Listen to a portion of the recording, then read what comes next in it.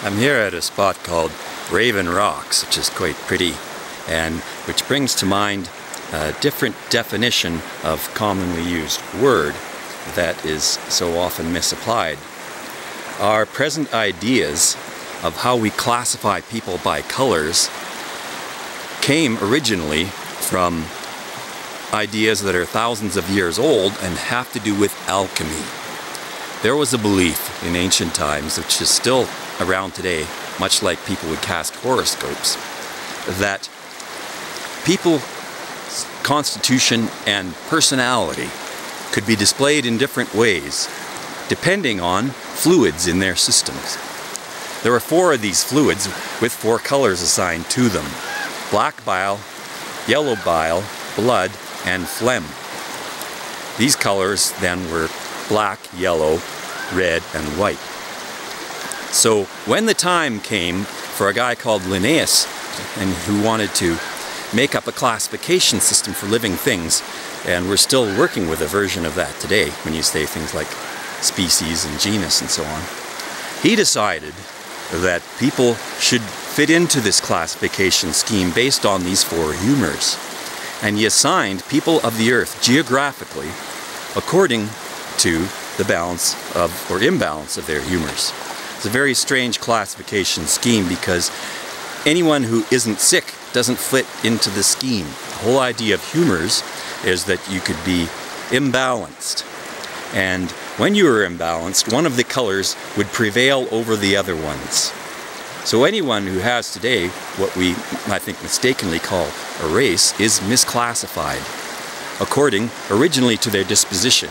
But after my last video, I've come to wonder whether there's a more secret classification scheme going on, another Gnostic alchemical one.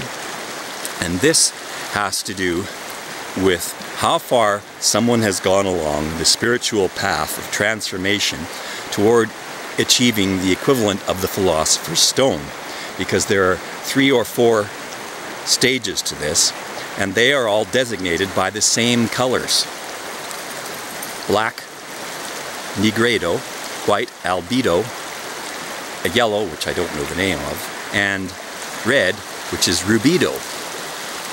So according to the scheme shown in The Shining, the highest ranking people, the closest to the final stage with the Philosopher's Stone, would be the red ones. Even though, according to the humour system, anyone showing any colour by this scheme is actually imbalanced and not entirely healthy. Now, this means that if the world is run, as some people claim, by people who hold to these Gnostic and alchemical beliefs, that we're here to escape from a worldly prison, a material prison, that the spiritual life is preferable to the material one. The material one is unimportant, and we're here just to throw off our connections to the material world and advance to a higher spiritual plane. Then that brings a whole new, different meaning, and a rather dangerous one if it's misunderstood, to the word black. Rather than raven to describe the color of someone's hair, when we use the word black, it could mean melancholic, or on the first stage of spiritual transformation towards the completion of the great golden work. So, this would mean that only those people who have the spark of divine knowledge and have obtained the right information, the gnosis, and have started their path, their journey on the path of spiritual transformation, are important. All other people do not matter. And we are classifying them according to a scheme of which most of us are completely unaware. Matter is also ironically used, perhaps, because it would refer to the material world. So when they say matter to a Gnostic, they are referring to something that to them does not matter. It is matter that is unimportant. The material is unimportant. It is the spiritual which is important. And the unenlightened, therefore, will be communicating based on a set of assumptions that are utterly false and unrevealed to them. And if they don't have the spark of divine knowledge, that's just too bad for them. they're never going to understand, so it's no point explaining to them anyway under that scheme. So when we have this slogan passed around, then we're in danger of completely having it misinterpreted and being misused by a tiny elite group of people. What I think is important also is that a lot of people seem to follow this and say, well, they identify as white, or what would be in the alchemical scheme, unbeknownst to them, albedo, or phlegmatic. This is not a healthy thing to identify as in the original alchemical scheme on which this is all based, because you would have an imbalance in your humours, an imbalance in your system, you would be sick.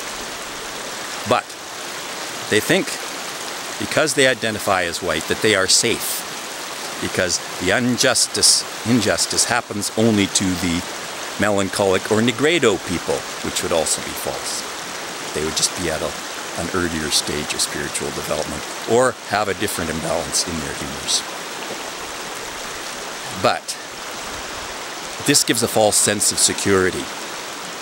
The injustices between the individual and corporations, including the state, are immeasurably large. They are what you would say in The Princess Bride, inconceivable, infinite, because the state and other corporate entities don't age while individuals do. They have a semblance of life that gives them unnatural power and deprives living people of their rights.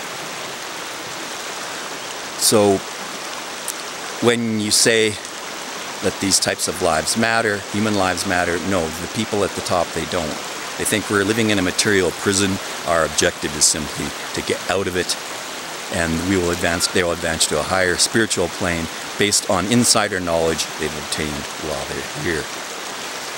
So the Princess Bride scheme, where the man in black promotes everyone to say things like inconceivable when they're near something like the cliffs of insanity here, reflects in a way a lack of knowledge on the part of the masses as to how the elite think and how they're using these secretly,